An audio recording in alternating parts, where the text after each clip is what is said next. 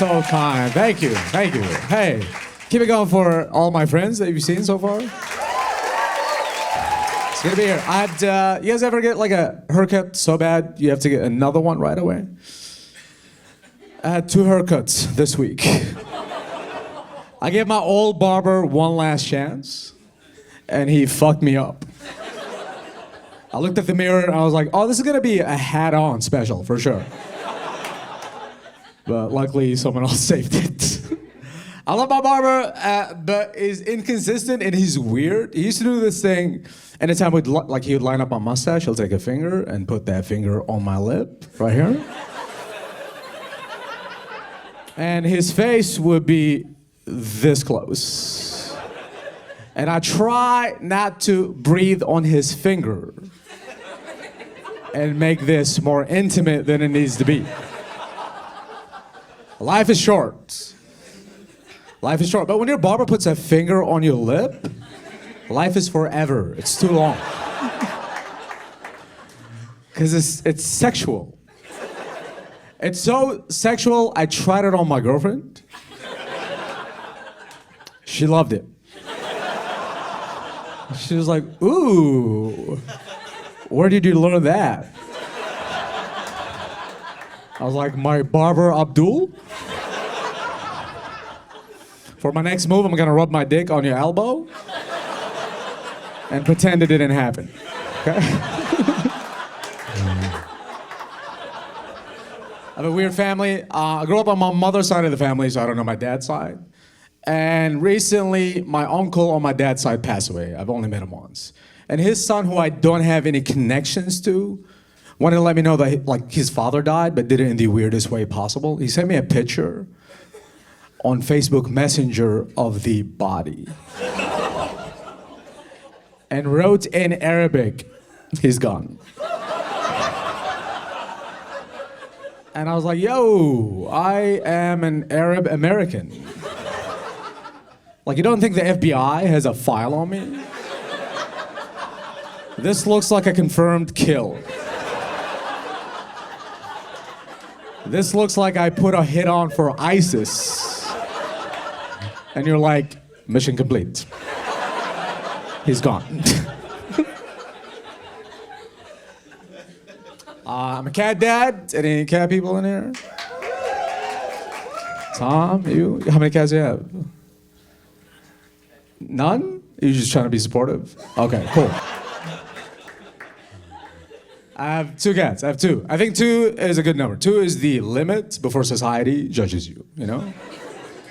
Because people have like weird attitude with cat people. Like if you are a dog person, like if somebody owns 5 dogs, people think that person is cool, right? If I said, hey, I have 5 dogs to a person, they would be like, dope.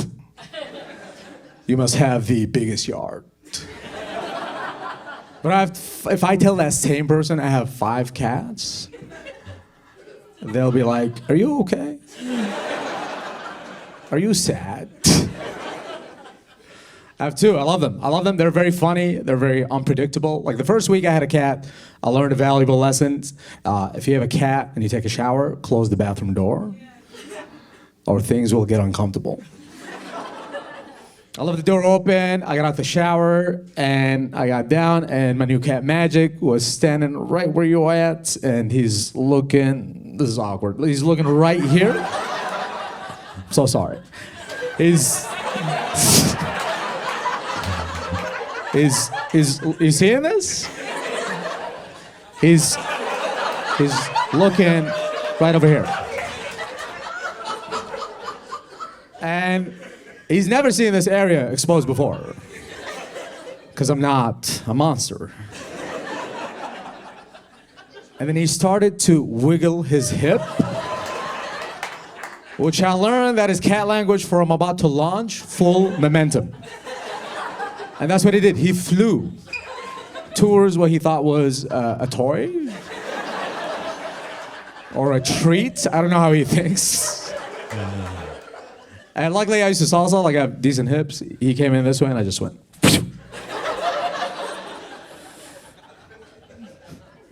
Yeah, that's the story about I slapped my cat in the face with my dick. Like, you know how people say you can't establish alpha with cats? I did it. I did it. Yeah, thank you. My cat Magic has the most respect for me now. Every time I come home, he's like, "Assalamu alaikum, father."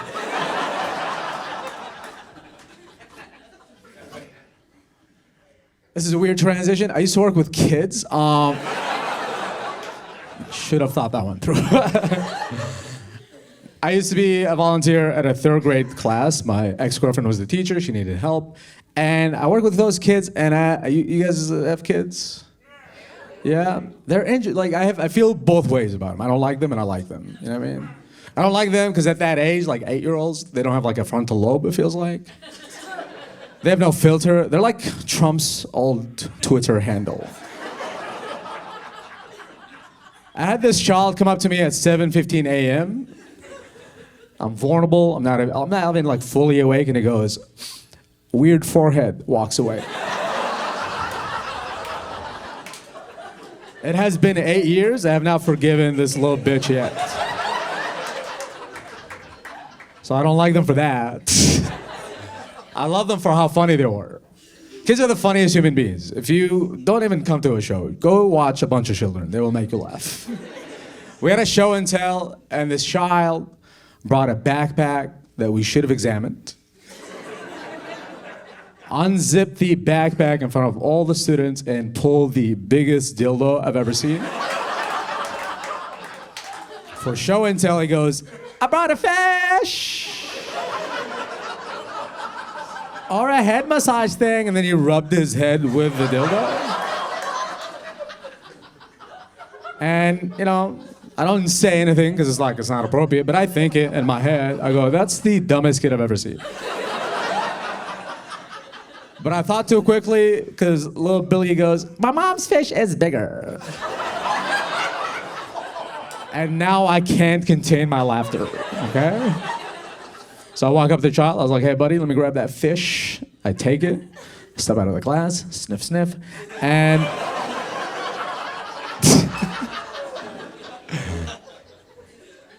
and I'm an idiot. I'm laughing so hard, I'm not properly and logically thinking, okay? I'm a volunteer. No one knows who I am. And my best solution is walk down the hallway, give it to the principal. I think her name is Miss Johnson.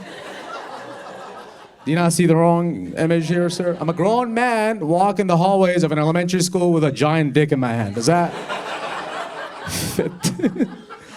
And I'm such an idiot, I opened her door with the same hand. I walked in like this, and she looked shocked, and then I froze because I realized the look, you know what I mean? I froze, it looked like I was challenging her to the weirdest duel. And I don't know what to do, so I just like threw it at her. She caught it like she knew what she was doing. I think she has the same model. It was... I thought she would laugh with me. I thought that was like a funny thing. She was super serious. She goes, "We can't have this happening." No shit. And she goes, "We need to do something about this." I said, "I'm a volunteer. Good luck with that." And then she looked at a bunch of numbers. She got the mother's number, and she called the mom and left the most embarrassing voicemail I've ever heard. She goes, "Miss So-and-so, we need you to come up all the way to the school and pick up your dildo." That's a rough voicemail, all right? Like, if that happened to me, I would send an Uber driver. Because I live in Minneapolis, and most of them look like me. I will send one of those guys. And then I would move to, like, North Dakota, where nobody will find me, you know what I mean? Here's what the mom did. It's a very interesting thing. Okay, so I learned that if you do something embarrassing and you own it with confidence, it doesn't look bad. She called back the next day and she goes, "You guys can throw that one in the trash. I've got plenty."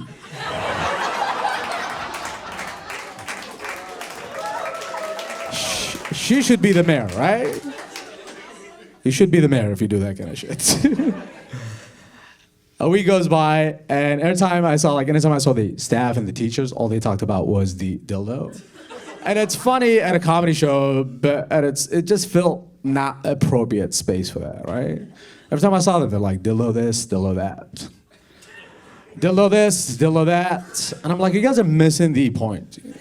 There's not one, but there's 2 8-year-olds in the school who can't tell the difference between a dick and a fish.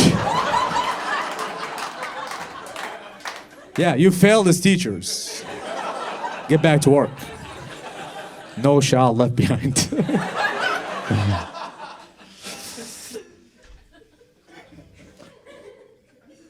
I live in a very liberal city. This is about white guilt.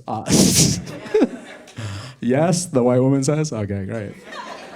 You have none? Really, nothing? All right, let me do a quick test. Slavery. Damn, she's strong. George. White guilt makes me laugh a lot. Okay. It does. It's the funniest shit, okay? Like, okay, I have a neighbor who wanted to ask me where I'm from, but then his white guilt kicked in, and he thought that would be racist. So he panicked, and he was like, you smell like spices. I was like, thank you. I was like, what are you trying to tell me? And he goes, I hope I'm not being offensive or racist. What's your ethnicity? I said, that's not offensive, because, we know each other, we're cool. You're trying to know who I am, you want to know about my culture. I appreciate the curiosity, right? It's only racist, by the way, if you open with it aggressively. Does that make sense? I was outside of a bar waiting for an Uber, and there were 2 men that looked like coon rabbits. If you don't know what that is, that's a perfect description of what they look like. They look like white trash. Their spirit animal was a trash can, okay? And one of them goes, where are you from? And that is not a tone that says, hey, I want to learn about your culture. That's a tone that says, hey, I'm racist, and I'm not sure how to hate you exactly. Could you help a brother out? And I looked at him, and I said, I'm from Coco Yeah, I made up a place. I made up a place because racist people are the worst at geography. So bad that the guy goes, I know where that is.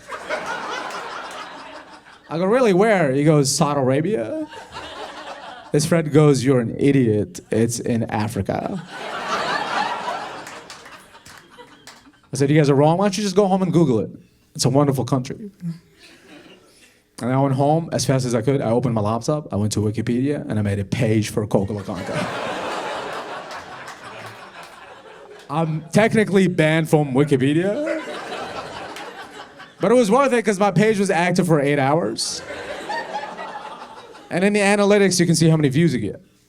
That same night, I got 2 views. That means they went home, they Googled Coco find a page I wrote that said Coco is the world's smallest island located in the Bermuda Triangle and the largest exporter of coconuts. The population is 300, also the inspiration for the movie 300. The language spoken is Hebrew and Spanish. And the slogan is, come for the cocoa, but don't forget to get loco, l'chaim. Can I say this? I get it, dude. I get white guilt. I understand like feeling guilty for something you haven't done, because I moved to the States in 2003. Yeah.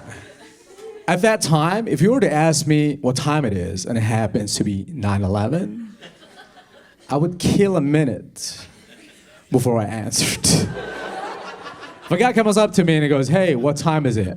I would be like, it's, oh fuck. How's your day going?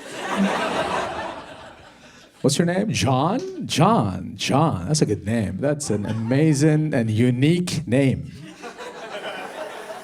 If I were to have a child, I would probably name them 912. Get the fuck out of here, John.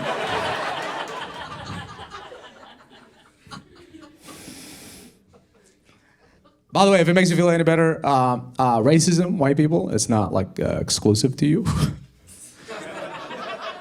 Everybody dabbles. In high school, I had a crush on an Ecuadorian coworker of mine. I'll say that again because I stumbled. Cut. In high school, I had a crush on an Ecuadorian. Fuck, that doesn't sound right. that doesn't sound right. Any Ecuadorians in the house? Did I say it right? Hey, if it make what? Oh, you're from Ecuador. Really? You're gonna hate this joke. She's from Ecuador. That's easier. And I asked her out on a date, and she was excited. She's like, "Yes, we should do it." And her parents were so racist. They made her bring both of our brothers to our date. Didn't even give me a heads up. Like, I showed up with my car to pick her up. Half the family came out.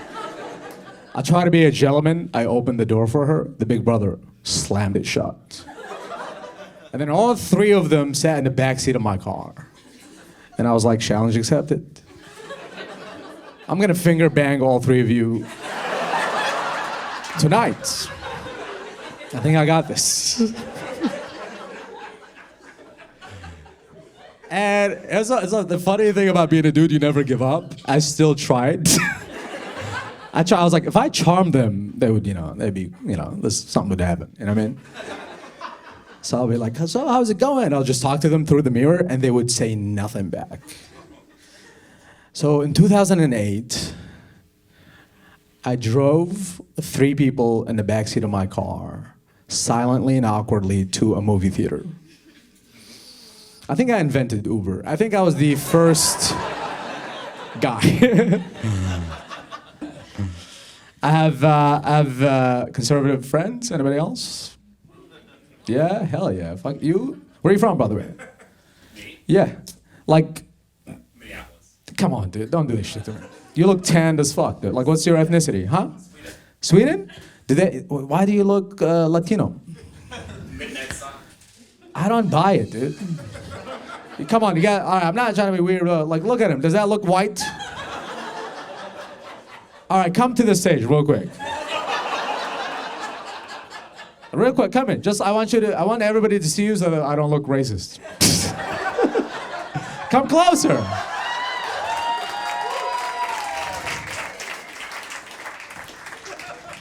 Okay, can I get one of those swab things? I'm gonna take some of your saliva and send it to Ancestry.com.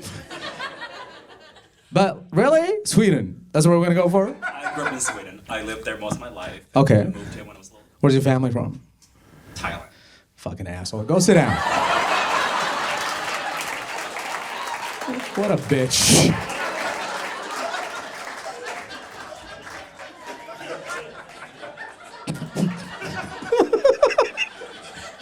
Thailand, okay.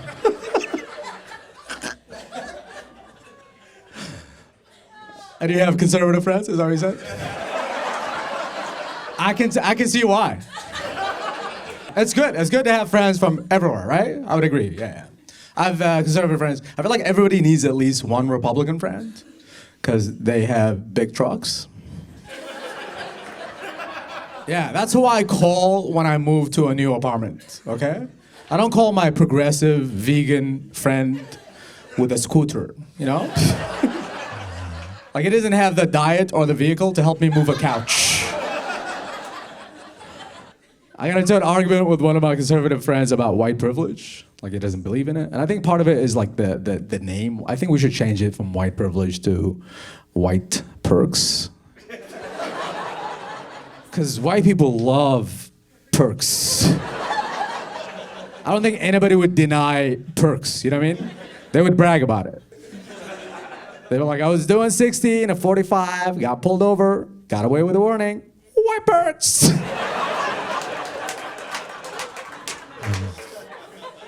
Yeah, he's like, I don't believe in white privilege, so I just gave an example. I was like, okay, when you buy a car, what is your first concern? And he said, it's interest rate. I said, when I buy a car, my first concern is this the type of vehicle that I would be more likely to get pulled over in? I drive a Subaru. I drive a 2018 Subaru Crosstrek, so the cops think I'm a white lesbian woman named Allie.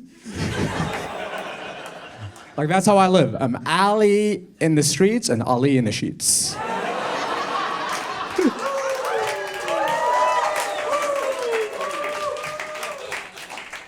Anybody in therapy? You are? Any men in therapy? You in therapy? How long? 4 years. Is it working well for you? Not really. Not really? Like, can I get deeper? What was your, like, what was the man, like, depression, anxiety? Grad school. And that, ladies and gentlemen, is white privilege, okay? I lived through a civil war, and my man's just like, I was getting B's. Okay, cool. 4 years, grad school. Well, congratulations. You graduated? What's that? Did you graduate? I'm graduating this year. Hey, cheers, man. What are you graduating in? Psychology. Psychology? So you won't really go into therapy, we're just gonna get answers for homework.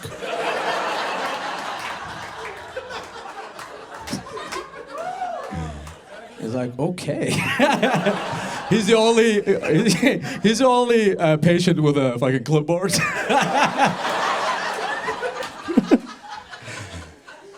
It's amazing.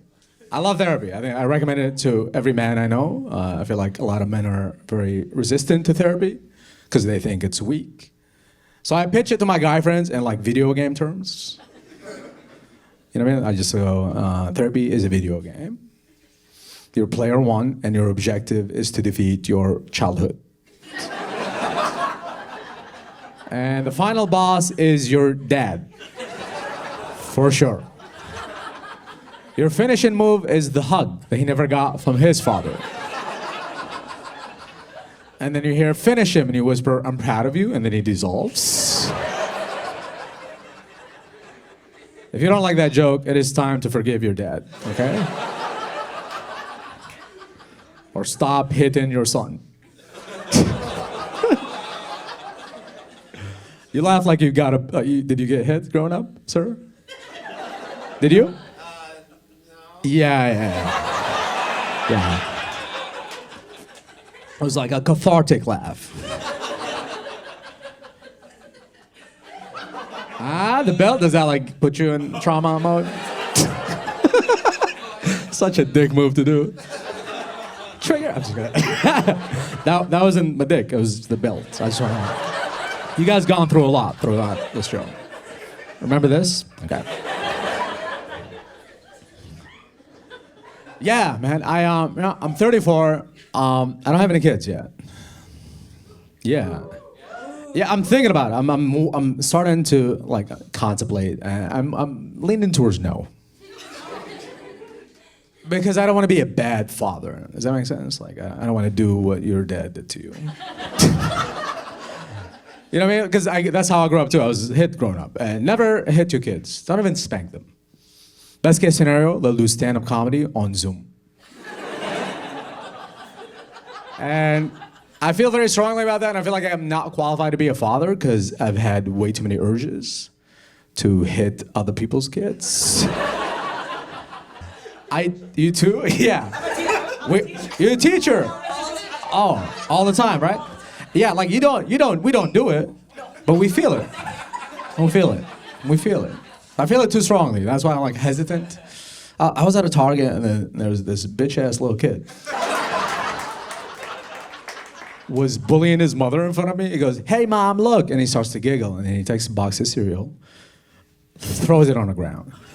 And she's very sweet, very patient. She just picks it up, puts it back. He grabs it quicker, throws it harder, it explodes on the ground.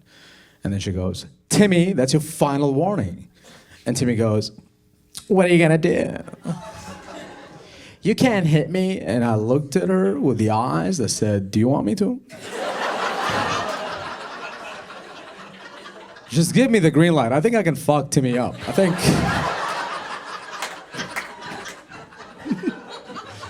That's why I have two cats, okay? Yeah, because when you slap them with your dick, they don't call the police. You're taking this very seriously. I'm like, this guy's a monster. Do you need a babysitter? I'm just kidding.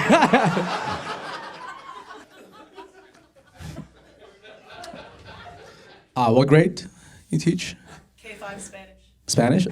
Cool. Sí. Awesome. Yeah, you from Spain or? Asia. See how quick that was?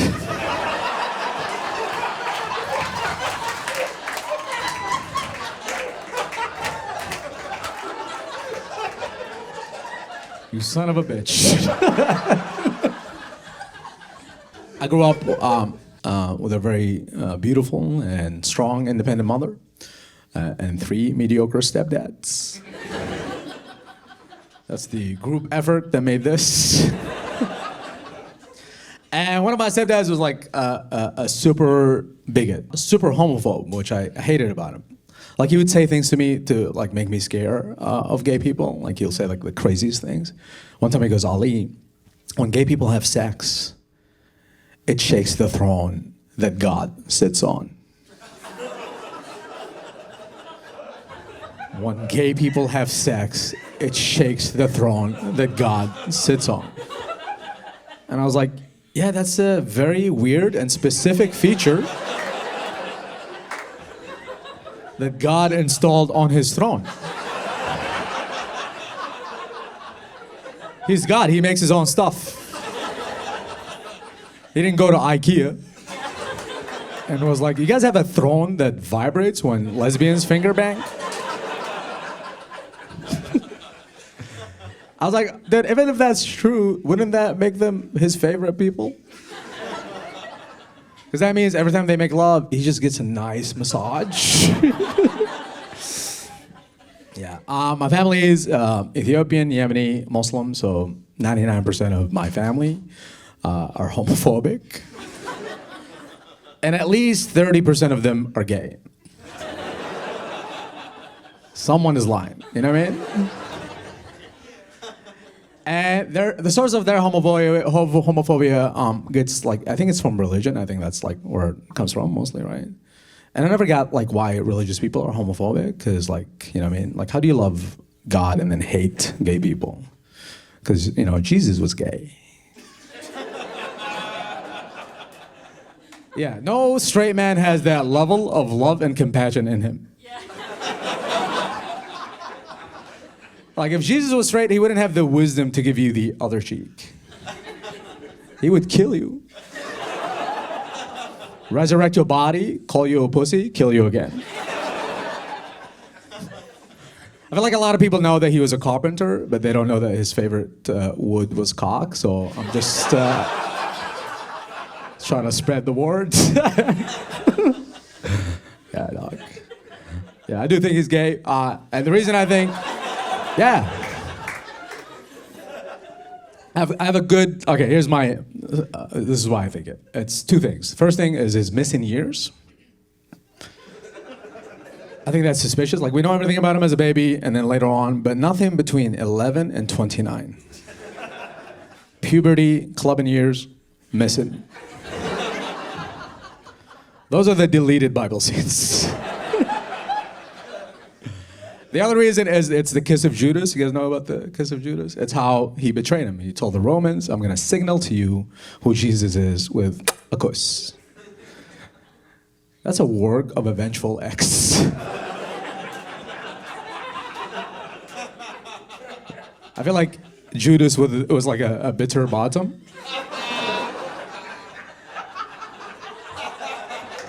I think he walked up to him and he said, hey man, if I can't have you, no one can.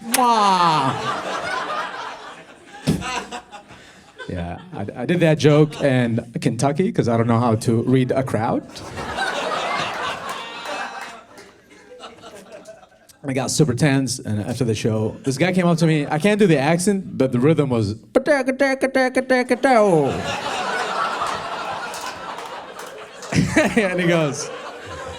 And he goes, hey man, I thought you were very funny until you made fun of our Lord. That's a sin. And then I said, hey, dude, if it's a sin, guess who died for it? I was like, also, he's not just your Lord. We have Jesus too. Same dude. A few differences. That's what I told him. It's the same guy, different, like couple things. Like ours is straight.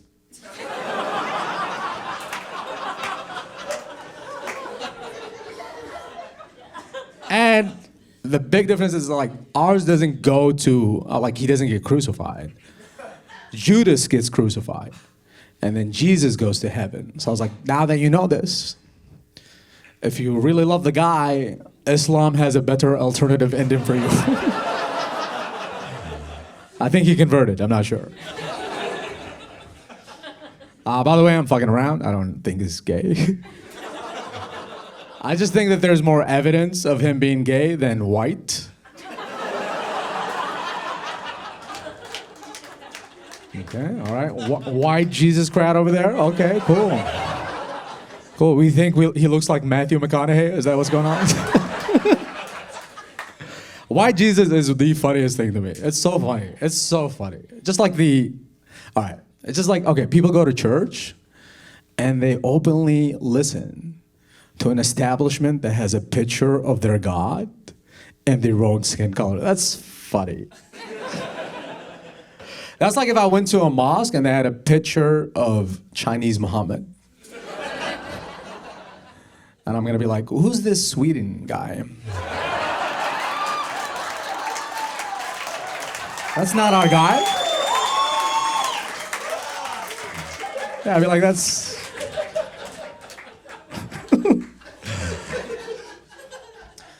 I read the description of Jesus, by the way. He's not white.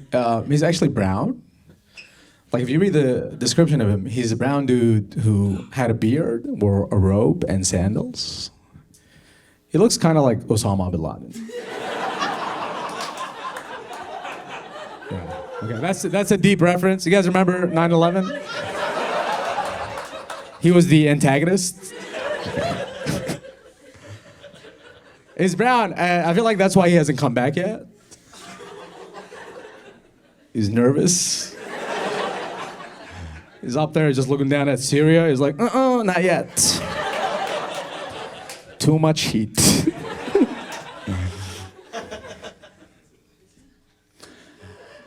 I do love gay people. You know, like my love for gay people, I really thought about it. I was like, why am I different than my family? It's because a lesbian woman saved my life. When I was 10 years old, I was living in Ethiopia. That's where my half the family is from. And I contracted like the typhoid virus. It's like an ancient virus. We like our diseases retro. And I was at the edge of death. Like I was dying and slightly neglected. And my neighbor saw me in my condition and just picked me up, carried me all the way to a hospital, saved my life. And at one point I remember she like looked down on me and she said, Ali, I'm praying for you. And I looked at her and I said, me too, I'm praying for you. And she goes, why? I go, I've been coughing on you the whole entire way. We both might die. I feel like if a lesbian was trying to save your life and you accidentally kill her, that's a hate crime. You guys know why, like in the back, there was like a weird laugh? That's my sister. She heard the word neglect and she's like, this shit slaps.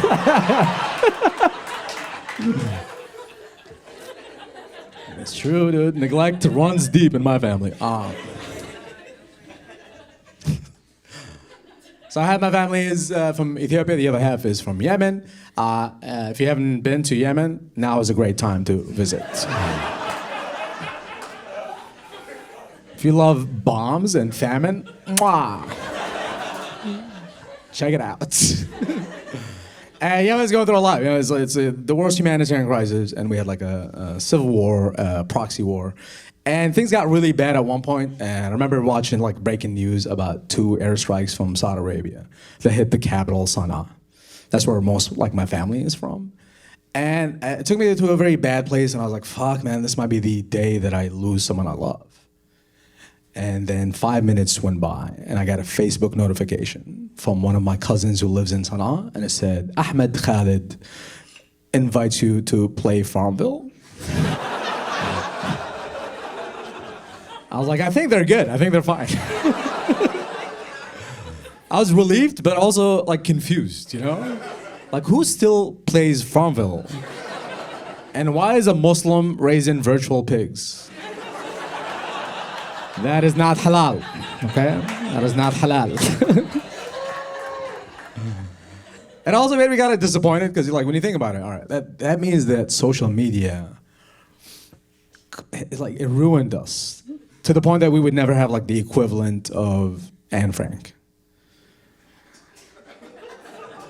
Right, like in times of war, she was brave enough to journal her experience and give us a very like important perspective, right? Like if she was a millennial or a Gen Zer, she would have been on TikTok the whole time. They would have caught her right away, by the way. They would have walked in and be like, what is that from the attic? And it's gonna be like a TikTok video going, Island boys, I'm an island boy. Do you know about the Island Boys? It's funnier if you know them. It's two twins who make amazing music. So yeah, half family from Yemen. I was born in Yemen as well. I was born in Yemen. I was circumcised. I don't want to brag. Shout out to Judaism. I got my thing chopped off. Very early on, like at 2 days old, I get circumcised. And my father announces that he was gonna like slaughter a goat in my honor. Because he's a Arab hillbilly. And he didn't have a car, so what he did is he called his friend who had a van, and they went to the market, they bought a goat, loaded the goat up, and then he came right to the gate of our neighborhood. We lived in a gated neighborhood. And not the type of gates that you look at and you go, ooh, who lives there? It's the type of gates that you look at and you go, ew, who lives there? And they got to the gates, and they got into a car crash with a semi-truck. And that day, like, my father's friend died. And my father like got internal like brain damage that caused him everything. And I grew up fatherless.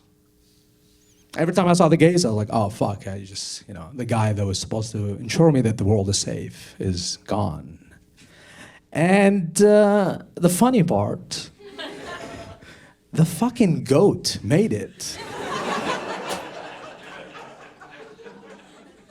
They never found the goat at the scene of the accident. There's 3 storylines in that van that day, okay? There's my father's friend, it ended for him. For my father, it was the beginning of the end. And for the goat, it's a new beginning. It's a Christmas miracle. I just imagine him getting off the van and just looking at my father and giving him the middle hoof. And then he winked at the semi-truck driver, made it to the mountains, started a family, and told a heroic story of how he survived a beheading because a little boy lost a part of his penis. Like, that goat is the father I should have had, okay? That's what I was gonna end the special on, but I hate like when comics trauma dump and then just like leave. It's so narcissistic and shit, you know? And I just, because comedy should be in the spirit of levity. And in that spirit, I'll tell you that I'm doing great. Better than you, actually. I'm living my dreams. Shout out to therapy, I'm doing good. I'm the happiest I've ever been. I'm surrounded by people that love me. And I honor my father who passed away by living my life to its fullest, okay? And I thought about it this day, today. I was like, dude, if that accident never happened, I would be in Yemen, fighting a civil war and playing Farmville. So I'm good. Thank you so much. Peace. Good night.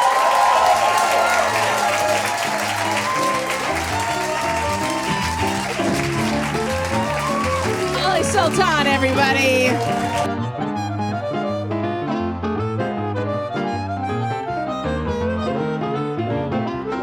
It's cold outside, baby, get where it's nice and warm. The snow is crunching underfoot and it's headed towards 30 below. Your coat and hat are covered in frost and you're standing on my front porch looking a little lost. Get on in, 'cause it's cold outside. Ain't it nice, baby, sitting by my stove? I'll put a cider beside you with some cinnamon and clove. I'll pour a little whiskey in your cup. If you wanna have some more, you gotta drink the first cup, 'cause baby, it's good.